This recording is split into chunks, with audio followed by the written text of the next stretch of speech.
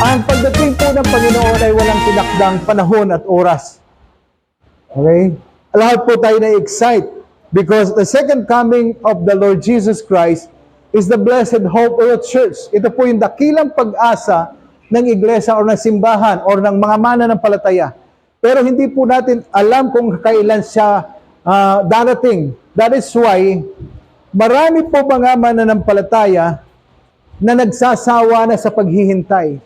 Tagal na naman sinabi ni Pastor that Christ is coming again. So, wag na muna tayo diyan kasi ang tagal nang maghintay. Okay? Ang tagal maghintay. Wag na muna, kakasawa na. Pero, sabi po dito, for us to be always ready, kinakailangan daw that we should always wait for the return of our Master.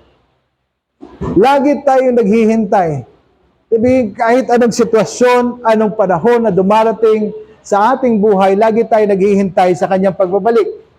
Okay? Yun yung tinitingnan nating dakilang pag-asa.